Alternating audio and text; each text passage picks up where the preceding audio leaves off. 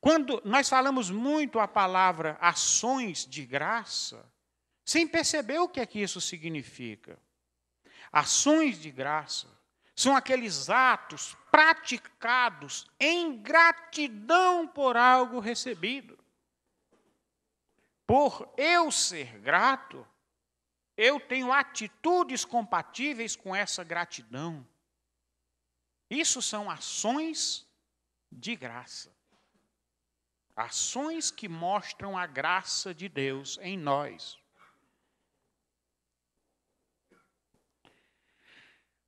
Eu queria fazer aqui, vocês vejam que eu nem comecei ainda, tá? Que é a parte do texto propriamente dito. Eu prometo que eu vou começar e seguir o texto direitinho. Mas é preciso que a gente entenda alguns conceitos fundamentais. Nas ações de graças, eu vou falar um pouco aqui de obras. A Escritura diz: de graça sois salvos mediante a fé, isso não vem de vós, é um dom de Deus, não de obras, para que ninguém se glorie. Mas aí tem outros textos que diz que nós vamos receber recompensa pelas nossas obras. Parece uma contradição. Se a obra não tem valor, por que é que eu vou receber recompensa? Então eu queria que a gente entendesse isso, porque nós vamos entender melhor o texto de Colossenses, se nós entendermos que tipo de obra que Deus quer que façamos. Tem obras que são causa, e tem outras obras que são consequência. As obras que você faz para tentar negociar com Deus, conquistar Deus, ou para satisfazer os seus apetites, ou a sua vaidade, essas obras não valem nada para Deus. Porque elas são obras interesseiras, obras que não têm vida, obras que alimentam só a carne, obras que não contribuem nada para o que é eterno. Então elas não podem ir para a eternidade, porque aquilo que não tem natureza eterna não vai viver eternamente. Então as nossas obras são trapos de imundícia. E o que é o que é que são trapos de imundícia?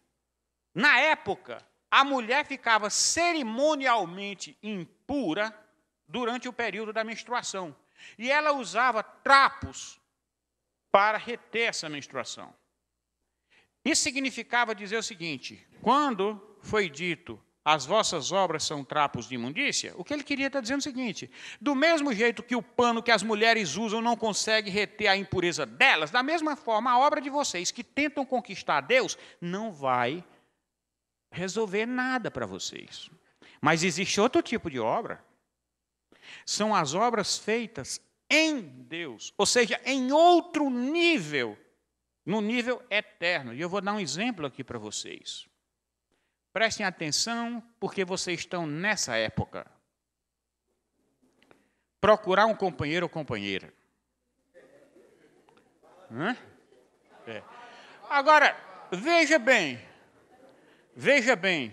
existem basicamente duas maneiras de procurar um companheiro ou companheira. Basicamente. Tá? Uma bem carnal, onde eu estou procurando alguém para resolver o meu problema. É bem egoísta. Ele é tão egoísta que às vezes você vai ali para o toalete se arrumar e diz: eu vou me produzir. Diz bem, porque se produzir significa transformar-se num produto, para ver se tem alguém que queira comprar aquele produto.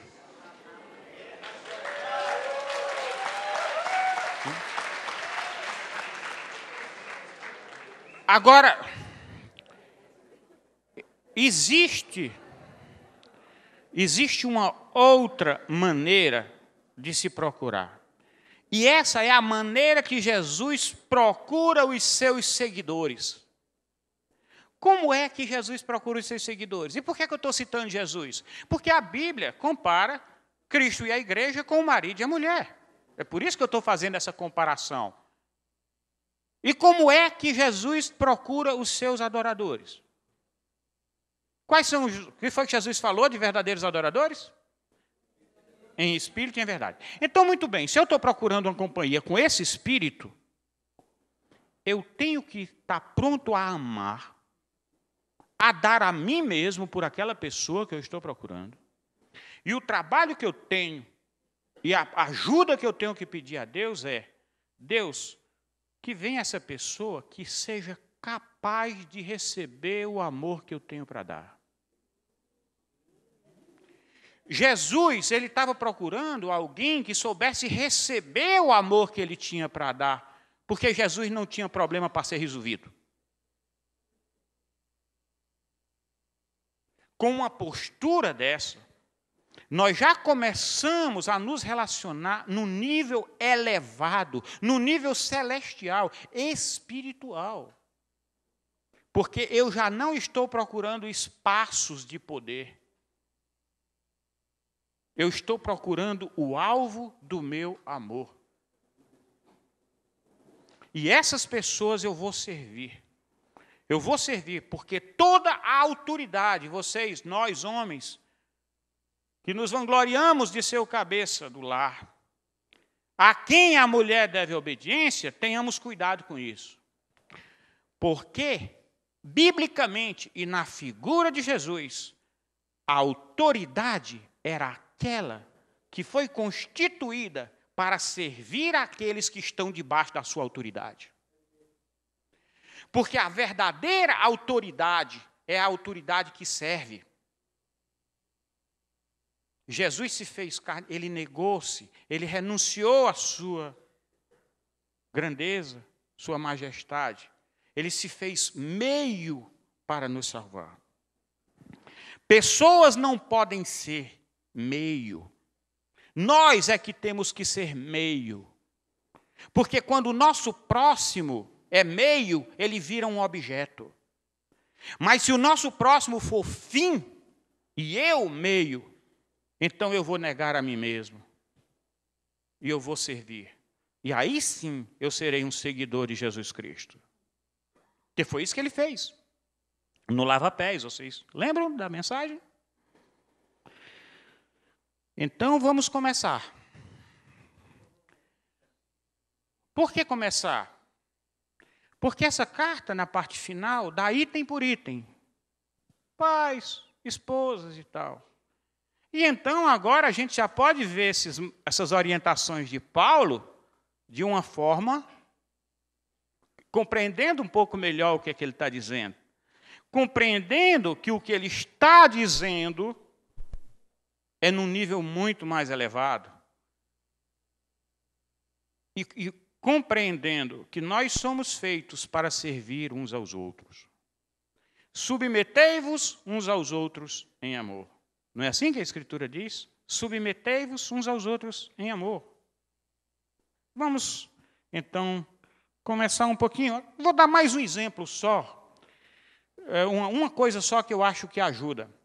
Que é a diferença entre o ser e o fazer. Deus não está procurando pessoas que fazem as coisas. Deus está procurando pessoas que são.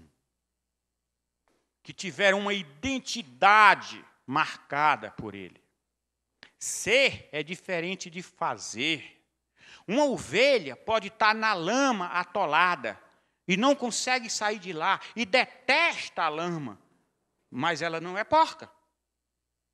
Ela é ovelha.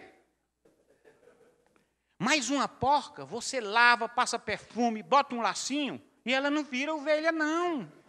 No dia que ela vê lama, ela pula dentro. Então, Deus está preocupado não é com o que eu faço, é com o que eu sou. Vou dar só um exemplo para vocês verem, talvez seja até meio chocante. Nem toda prostituta é prostituta. Tem prostituta que está lá por uma condição da vida que ela não pôde fugir, escravizado por algum sistema injusto e local, onde às vezes ela está querendo sustentar os seus filhos que estão passando fome, e se ela pudesse, ela sairia daquilo dali, porque ela não se satisfaz naquilo. Porque o que eu sou tem muito a ver com o que satisfaz a minha alma. Agora, tem gente que nunca se prostituiu fisicamente, mas é prostituta. Sabe por que é prostituta? E tenhamos cuidado, porque muitos de nós nos prostituímos sem saber. é quando nós abrimos mãos de valores pessoais, valores ligados ao que eu sou, pelo ter. Seja dinheiro, seja sucesso, seja poder. Isso é prostituição. Não é à toa que a Escritura chama a Babilônia, que negociava com os comerciantes e reis da terra, chama de a grande meretriz, a grande prostituta. Porque prostituição é quando eu abro mão dos meus valores para satisfazer os meus apetites. Vamos ver se a gente já não cometeu prostituição? Então vamos ver se a gente entende o vocabulário agora. Quero dizer que muitos de vocês vão se sentir enquadrados numa coisa ou noutra, que a gente vai falar aqui. E isso não está no terreno da acusação. Não está no terreno da acusação, porque quem acusa é o diabo. Está no terreno da esperança. Porque eu só tenho esperança quando o diagnóstico do meu pecado é apresentado, para que eu possa levar ao Senhor e ser redimido. Porque se ele não for descoberto, se minha iniquidade não for tirado o selo de cima dela para que eu seja desmascarado, como eu vou ser redimido? Então, aceitemos os nossos desmascaramentos, porque eles antecedem ao alvorecer de uma nova vida.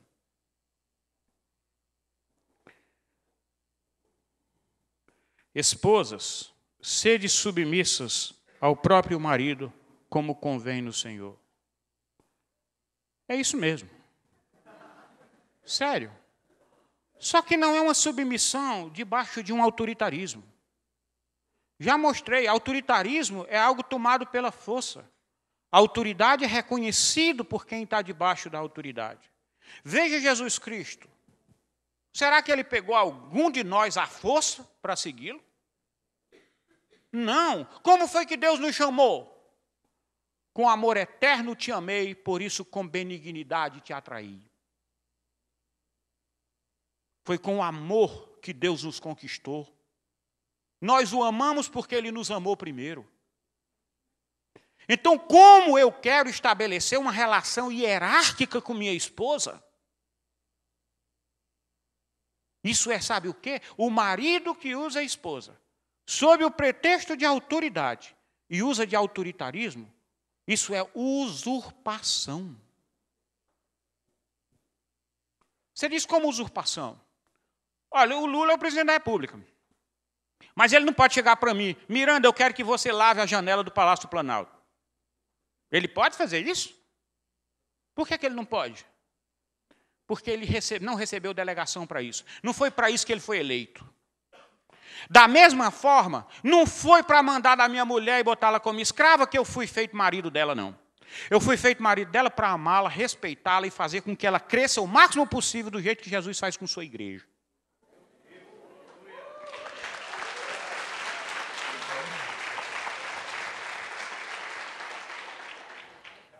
A submissão não é de mão única, pessoal. A autoridade é necessária. A autoridade é necessária. É necessário que haja pessoas que tomem certas decisões. Isso em qualquer corpo.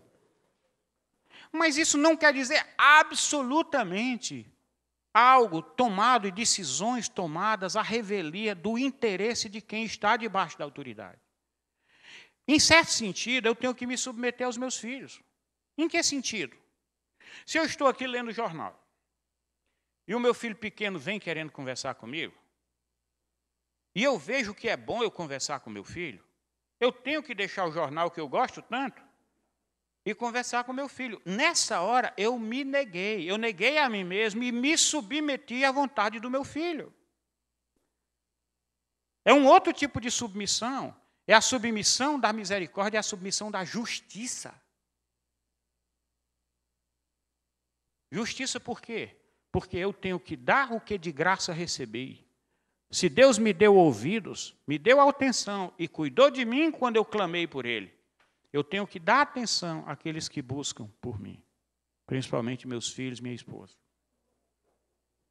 Eu tenho que ouvir o coração. do jeito que Jesus ouve o nosso coração. A Bíblia diz que é um coração quebrantado e contrito, Deus não despreza. Então nós temos que largar essa mania de escutar com os ouvidos. A gente tem que aprender a escutar com o coração e tentar ouvir o coração da pessoa. Então eu vou ser uma autoridade de verdade. Então a mulher pode se submeter a um marido que é marido com letra maiúscula. Onde ela se sente bem, onde ela se sente acolhida, amada e nunca espezinhada, diminuída. Eu quero é ver com a mulher que não quer um marido desse. Ninguém ia reclamar. Ninguém ia reclamar. Todo o movimento feminista surgiu por causa de uma panela de pressão. Autoritarismo excessivo, a panela explodiu.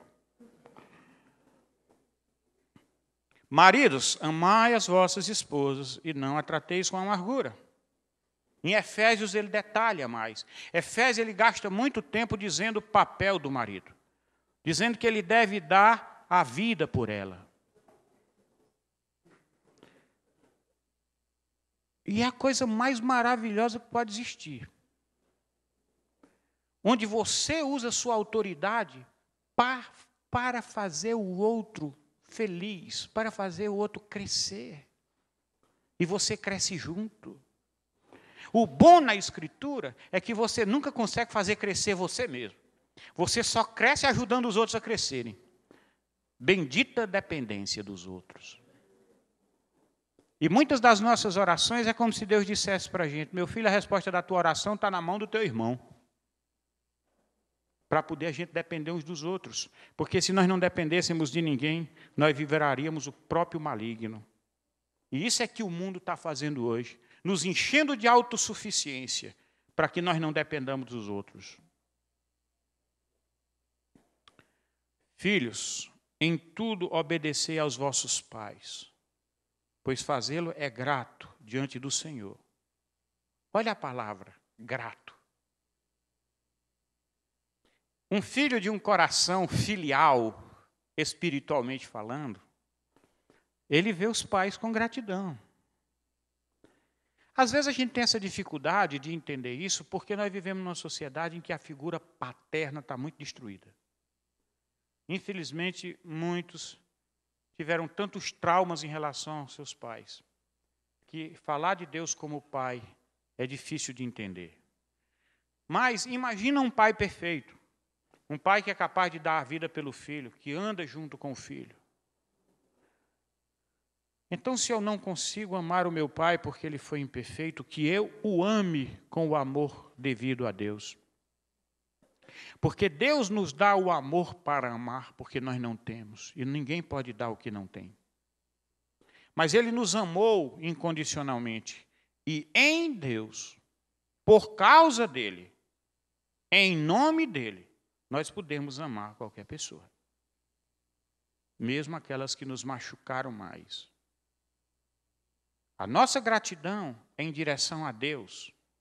E por causa disso que nós honramos os nossos pais. Nós não vamos honrar os nossos pais pelos méritos dos nossos pais, porque eles foram muito imperfeitos. Eu tenho os meus 4 filhos, a mais nova tem 24 anos, e eu sei do tanto de imperfeições que eu cometi. Mas se eu os ensinei a amar a Deus, eles me amarão com o amor de Deus.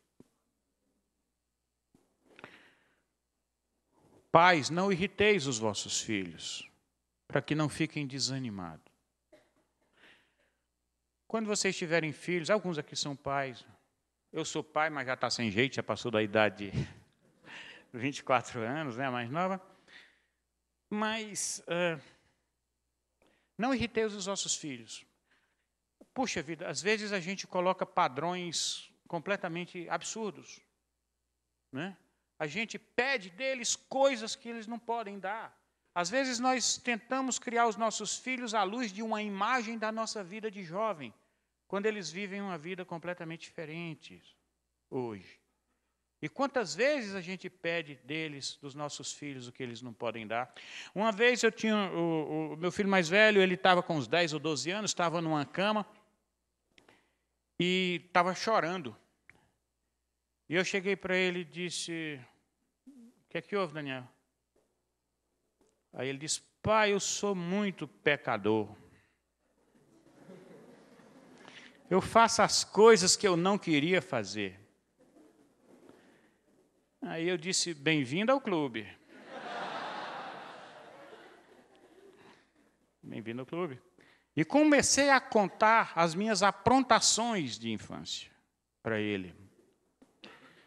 E eu disse para ele, Daniel, o que Deus está preocupado com você é de honestidade do coração.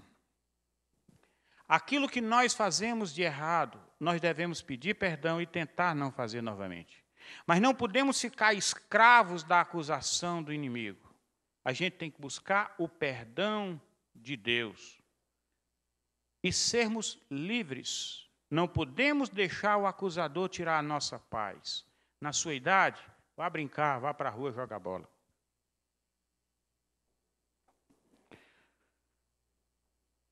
Servos, obedecei em tudo aos vossos senhores segundo a carne, não servindo apenas sob vigilância, visando tão somente agradar homens. Bom, o que ocorre nessa questão de servos é o seguinte. Primeiro, vamos traduzir. Trabalhador. Trabalhador de carteira assinada, peão de obra, tudo. Servo, porque naquela época não havia uma relação trabalhista com FGTS, esse tipo de coisa, hoje. A maioria era servo, e a relação patrão-empregado de direitos trabalhistas era muito rara, não existia. O que tinha mesmo era, você é meu servo, você trabalha para mim e acabou. Então, a mensagem era para servo mesmo, porque quase todo mundo que não era dono era servo. Então, é como se ele dissesse para nós, trabalha lá no teu serviço público, lá na tua repartição, mas não porque o teu chefe está presente. Quem está ali com você é Deus. Você tem que fazer o que é devido. Do jeito que o trabalhador é digno do seu salário, se você receber salário, você também tem que se fazer digno dele, fazendo o teu trabalho. Se você ganha o teu salário, faça o teu trabalho. É a mesma relação de justiça e de verdade. Isso sem se falar no testemunho que você dá diante das outras pessoas. Porque isso é justo. Mas olha como Deus trata essa questão de servo. Ele diz, nessa questão com os servos, que nós ganharíamos a herança. Naquele tempo era meio esquisito, porque servo não herdava. Servo não herdava, quem herdava era filho. Mas aqui, num contexto muito mais amplo do reino dos céus, os servos são os filhos, porque o próprio Jesus se fez servo. E nós somos co-herdeiros com Cristo. Então, dizer eu sou servo de Cristo não diminui em nada como diminuía secularmente naquela época. Senhores, tratai os servos com justiça e equidade, certos que também vocês têm um Senhor no céu. Então, você tem o quê? Você tem algum empregado? Você tem uma pessoa que trabalha na sua casa? Pensa bem, porque nós gostamos de tratar com 2 pesos e 2 medidas. Uma vez lá no meu trabalho, eu estava reclamando do pessoal, que o pessoal todo cheio de direitos, não é? Claro, querendo salários muito mais altos, e etc., cheio de direitos.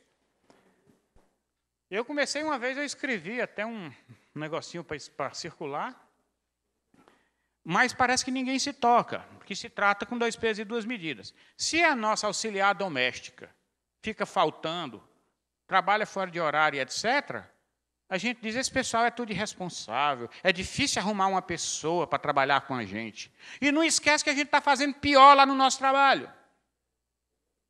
E não tem vergonha de faltar um dia e no outro dia chegar lá e assinar o ponto. Nós temos que ter cuidado com os 2 pesos e 2 medidas.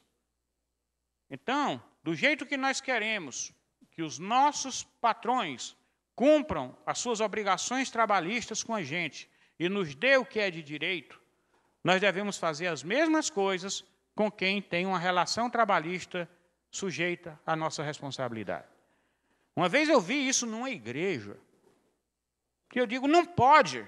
Como é que o povo de Deus, que se fala guardião de justiça, vai contratar uma pessoa, um faxineiro, um zelador, qualquer coisa, e não cumpre as suas obrigações trabalhistas. Isso é uma contradição. Mas veja que Deus não está preocupado com legalismos aqui não, pessoal. Eu não estou falando de legalismo, não. Lá no Ceará, era muito comum, quando eu era pequeno, o quê? Pessoas muito pobres morarem com outras pessoas. Não havia salário nenhum. O que havia era uma simbiose. Um não tinha dinheiro para pagar salário, o outro não tinha comida para comer, um precisava do outro, vamos morar junto. Então não havia essa relação. Não é desse tipo de coisa que eu estou falando. A Escritura está mostrando é a questão da justiça. Justiça.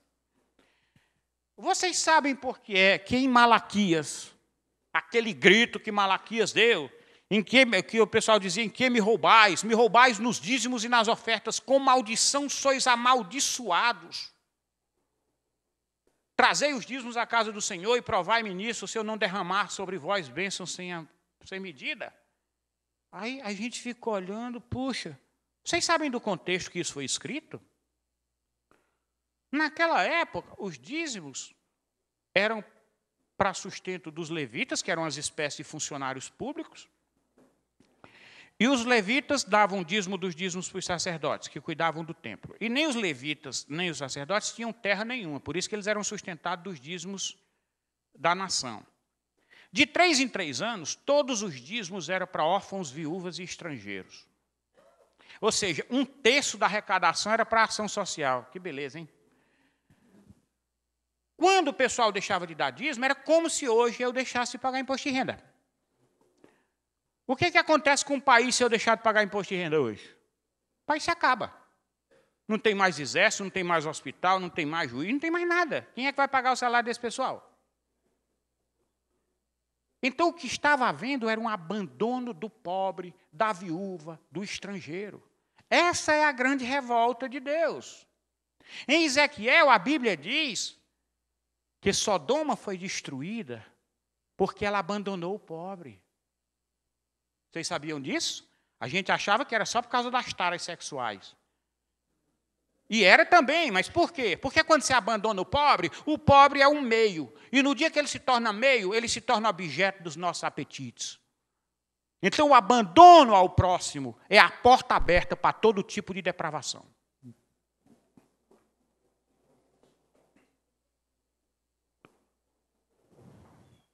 Perseverai em oração, vigiando com ações de graça.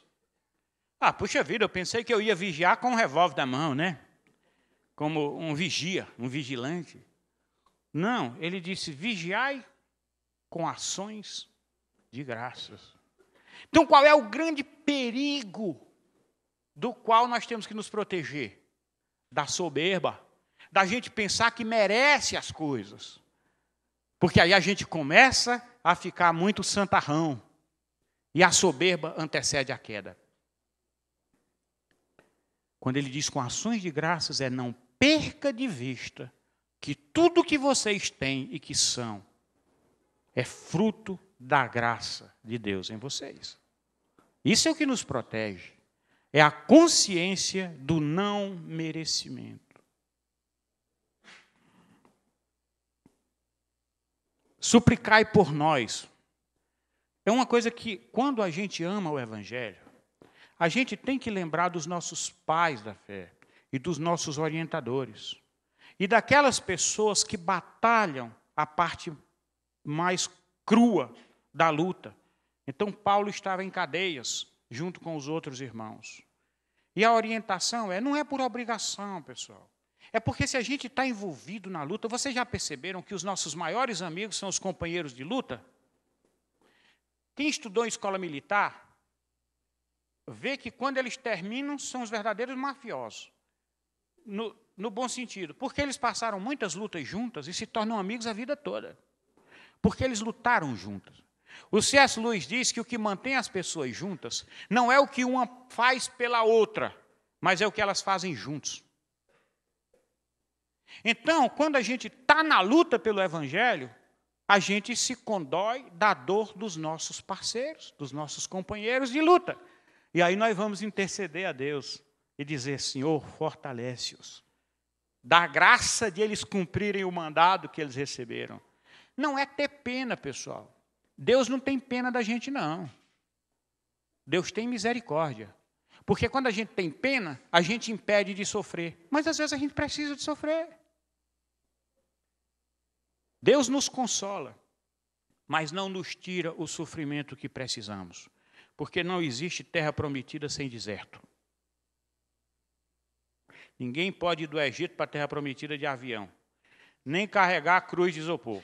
Ninguém não tem isso.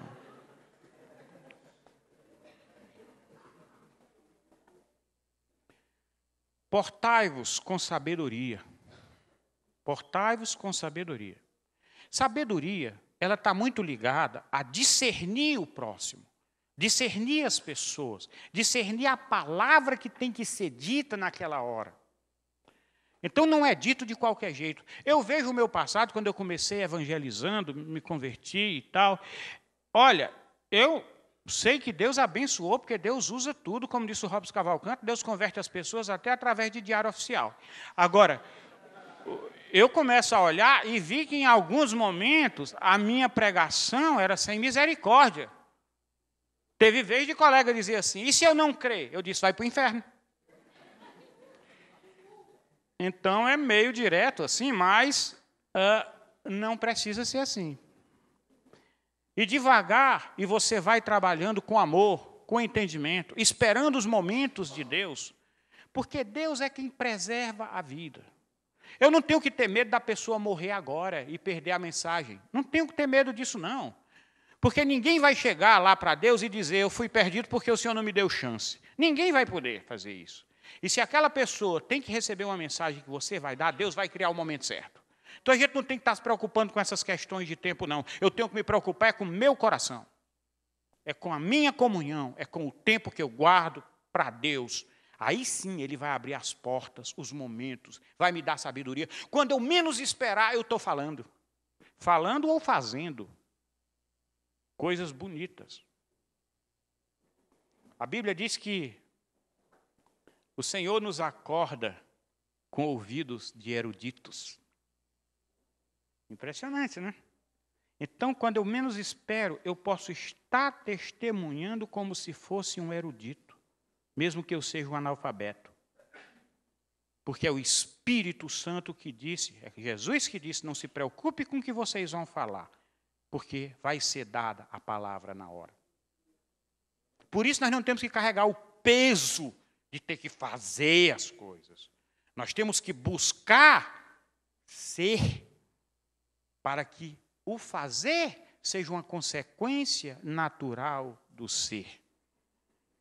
Porque a boca fala do que o coração está cheio.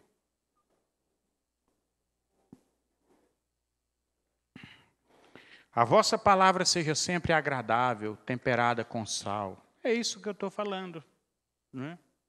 Não precisamos ser grossos. E eu era grosso pra caramba. E Deus converteu muita gente apesar da minha grossura. Mas é porque eu tentava acertar. E era uma metralhadora e não controlava muito o que eu dizia. Mas também o que estava acontecendo comigo estava em ebulição. Então, eu saía transbordando assim.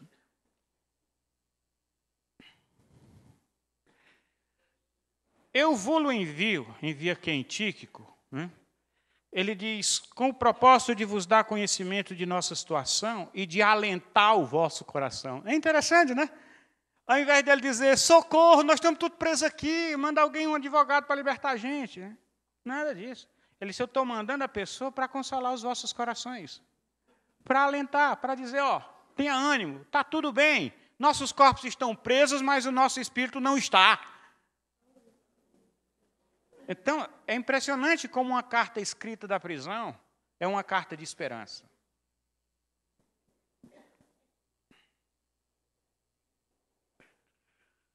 É interessante que os companheiros que ele cita aqui, ele cita como dizendo: eles têm sido o meu lenitivo. Ou seja, como nós, mesmo que não estejamos fazendo uma parte mais pesada do trabalho na linha de frente, nós podemos ser de grande consolação para aqueles que estão no campo, dando apoio, dando suporte, não negando. Porque os missionários que vivem fora, no campo e na luta, pegando a linha de frente, eles encontram grandes consolações quando eles chegam em cada lugar e encontram um abrigo, encontram uma palavra amiga, encontram alguém que dá suporte, que ora. Porque essas pessoas sabem que tem uma retaguarda de oração e de logística. É um grande alívio. Então, se eventualmente eu estou no ar-condicionado, trabalhando no bem bom lá do Banco Central, mas eu posso aliviar a vida de muitos que estão no calor de 40 e tantos graus lá de Cuiabá e Teresina. Mas não é para lá que eu vou doar, não, hein? Estou brincando.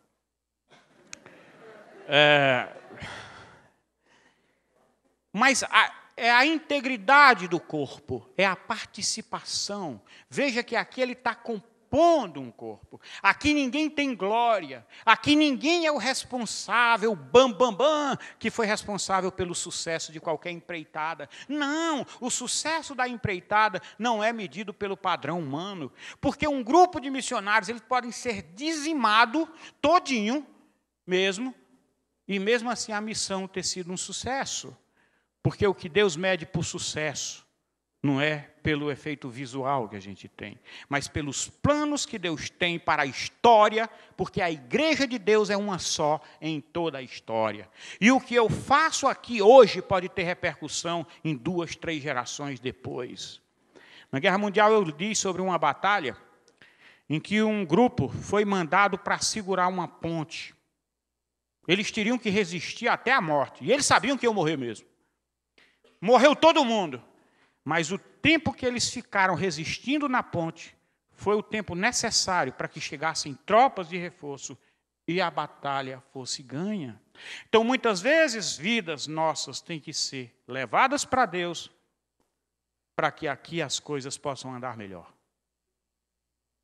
Tudo é um plano de Deus, e Deus não dá murro em ponto de faca, nem dá ponto sem nó, como diz o ditado. Deus sabe o que é que está fazendo, Ele é Senhor da história, e nós não temos que nos preocupar com a história. Quem tem que se preocupar com a história é Ele. Eu tenho que me preocupar com o que Ele botou na minha mão para eu fazer. É isso que eu tenho que me preocupar.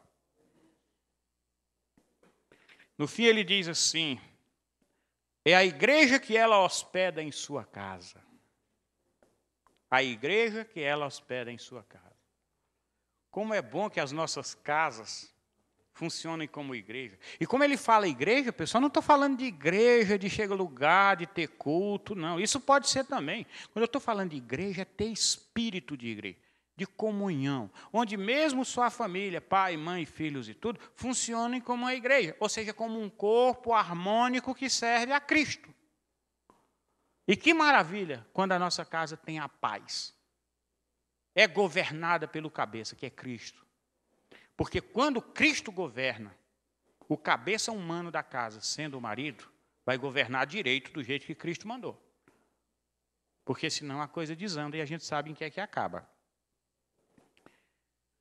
Meus irmãos, eu não quero conversar muito mais não, porque tem esse negócio se desdobra, não é? É tanta coisinha. Mas eu queria me ater ao texto nesse momento. Então eu peço que Deus os abençoe. Tá? E que leiam e procurem buscar o ser. Não fiquem se preocupando em colocar grandes cargas. Se preocupem em buscar o poder do Espírito Santo para amar. Porque quando o amor começar a se mover nos corações, vocês vão ver que vocês vão ser capazes de qualquer coisa que Deus mandar. Deus os abençoe.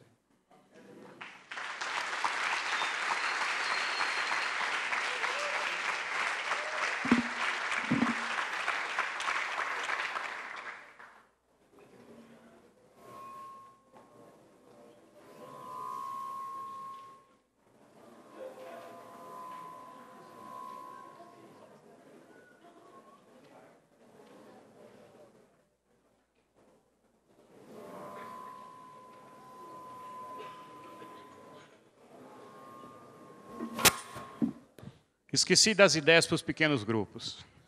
É o seguinte, pessoal. Juntos, em oração, vocês pensem, cada um de vocês, peguem uns 5 minutinhos para cada um.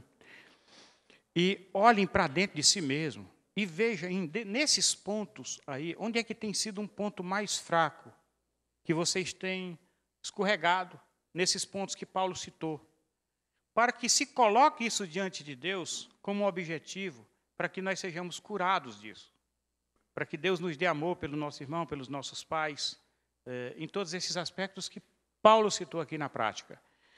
Tenham cuidado só para não colocar isso como uma obrigação de vocês no sentido disciplinar forçado. Tudo bem, tem a parte de disciplina, de domínio próprio. Hebreus diz que nós contra o pecado não resistimos ainda até o sangue, a gente tem que resistir. Tudo bem, mas sem a intervenção do Espírito nós não vamos conseguir.